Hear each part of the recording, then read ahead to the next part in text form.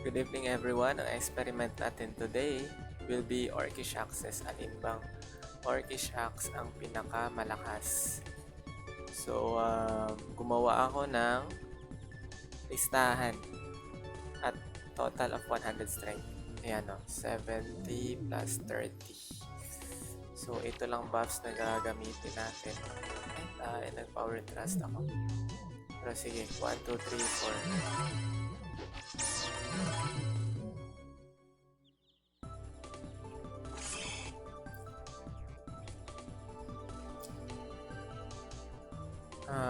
Teka.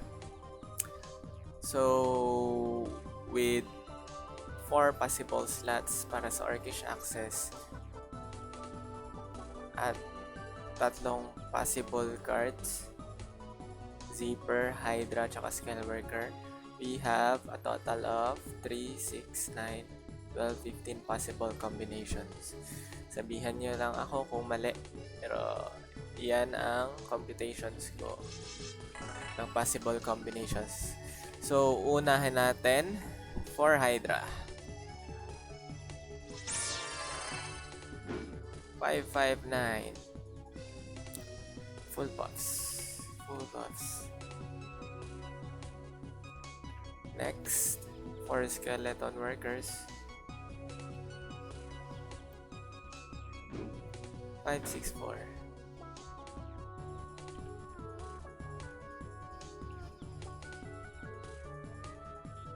Next, for Zipper. 570. So, Hydra pa ang pinakamahina. Hydra 559 lang. Anyway, yan ang full buffs. Let's proceed. Teka, gusto nyo ba ng Mammonite damage? Mammonite. Start tayo ng Bloody. 3209.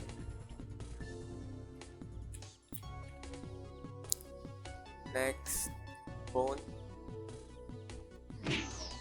3234. Zipper. 3265. Next, 3 Hydra 1 scan. Tapon na natin to para malinis.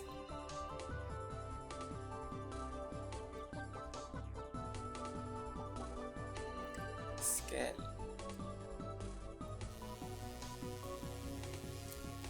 Yan. 3. Tama ba?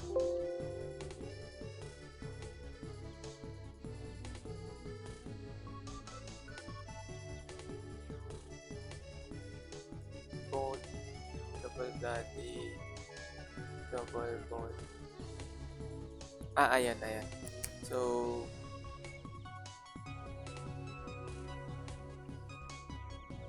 mali yata na pulot ko. Basta unahin natin yung 3 Hydra 1 scan. 3 Hydra.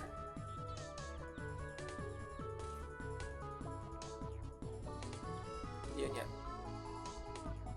3 Hydra 1 scan. Next, 2 Hydra 2 scan. Tama nga. Okay. So, tama nga yung pinulot ko. Bloody triple kasi nakalagay.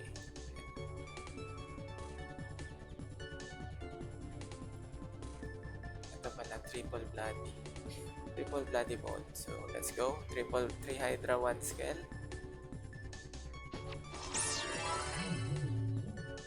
3 Hydra 1 scale, 577.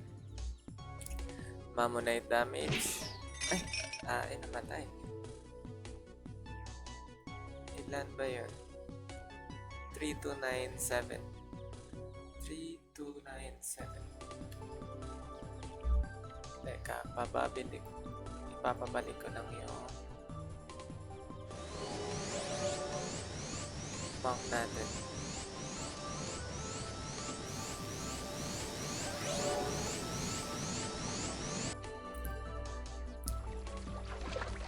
Ito nga palang monk natin is 99.998 para matagal ma-deaths.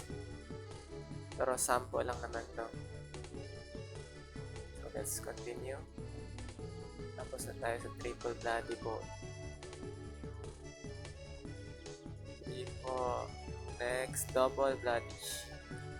Double bloody, double bone. 583.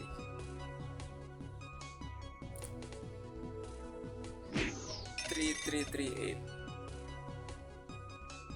Oops.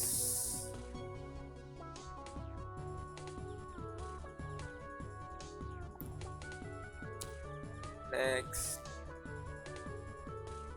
bloody triple bone. 578 at 3313.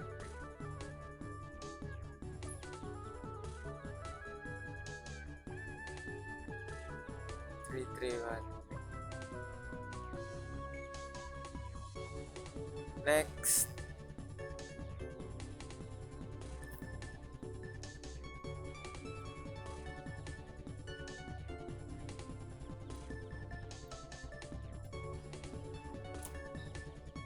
triple bone, 3 bone, 3 scale, 1 zipper. 577 at 3307.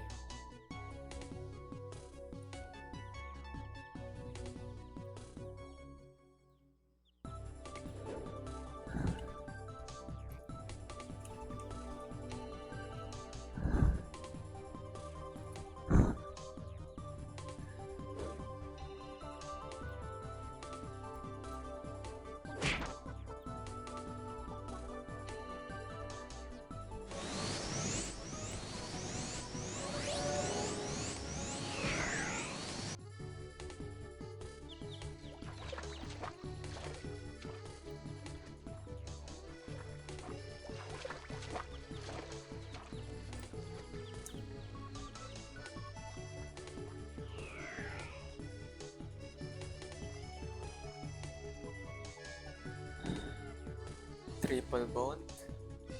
Next, double bone, 2 bone, 2 zipper. 5-3, ay hindi pa yan. 583 at 3338.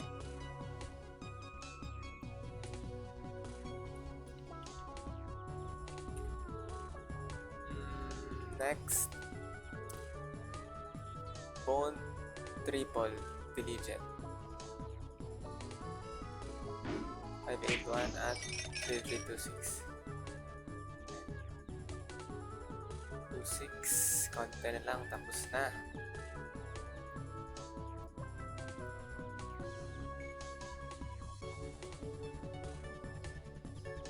Teka, heal ko lang yung monk.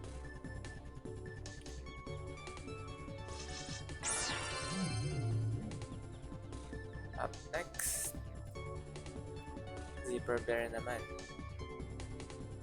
3 zipper, 1 hydra.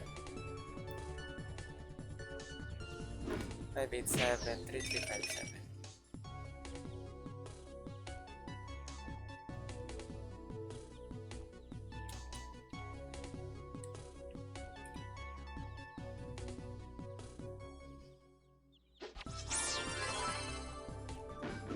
Five nine two three three eight two.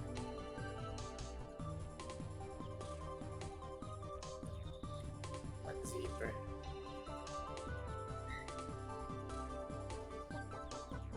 5823332.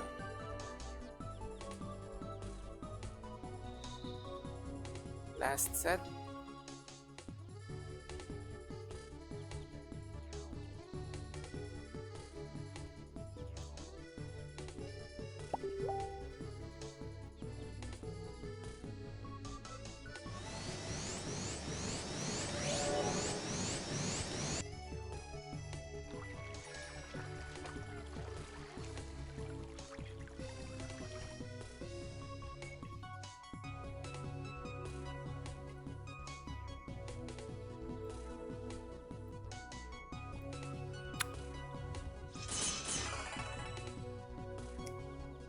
Two bloody bone diligent.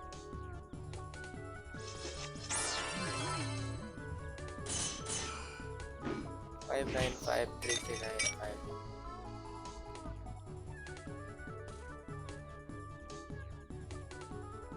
Full scale.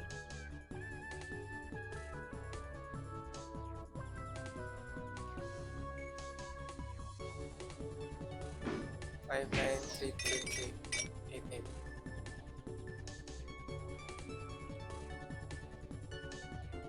Last one. 2 zipper, 1 hydra, 1 scale. 596 3401. 596. Yan ba yan? 3401. 401. So, tignan natin. Ang pinakamalaking damage is 2 zipper, 1 hydra, 1 scale. Pero may ipapakita ko sa inyo ha. Ito, bloody morning. Hindi yan. Hindi rin yan. Bloody sword mace. Teka, papalikin natin.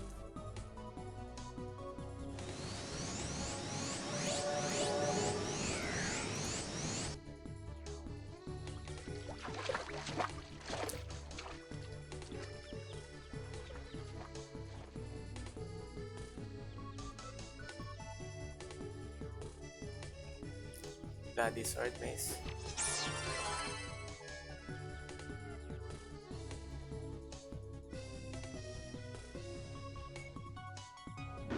Five nine one 3376.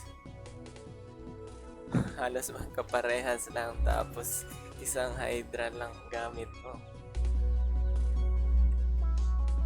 591 3376. Pero itong case na to, para lang to sa plus 0. Kasi makikita mo na ang major difference pag plus 7 na. Kasi considered na weapon damage yung plus 7 eh. Anyway, papakita ko ngayon. Try muna natin to. Bloody Bone Morningstar. Tapon natin to mga plus 0. Bloody Bone Morningstar.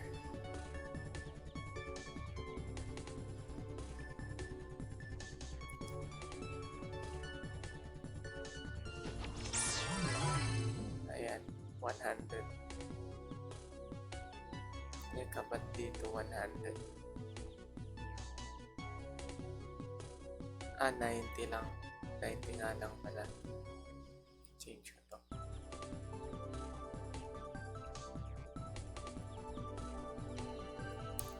So, Bloody Bone Morningstar. 5953395.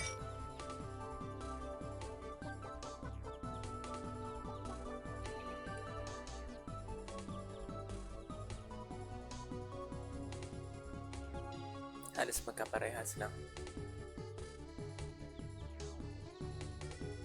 So, 2 zipper, 1 hydra, 1 scale. Meron ako extra ata dyan. 2 zipper, 1 hydra, 1 scale. Di nga pala to 1 scale. Pero sige lang.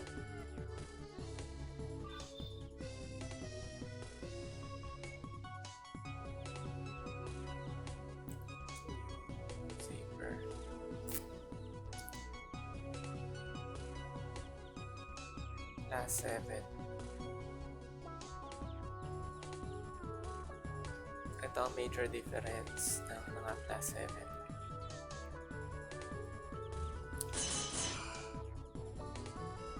Makita ko ulit sa Bloody Sword Mace. Yung walang apps versus plus 7 Bloody Sword Mace.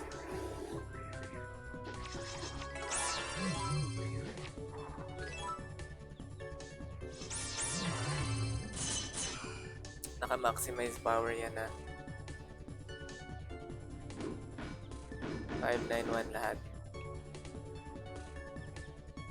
Pero, pag plus 7 sinuot natin,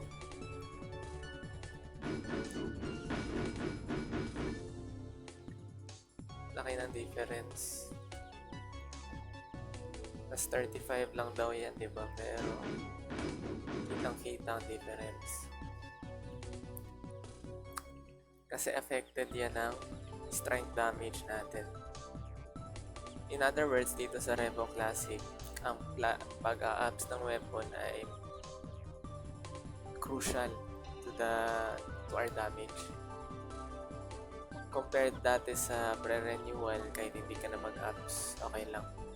Pero dito, importante masyado. Saka,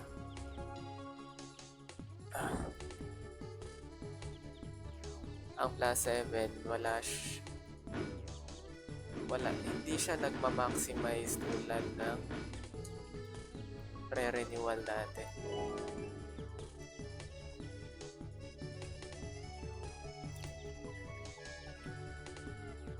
Kaya yun lang muna para sa part 1.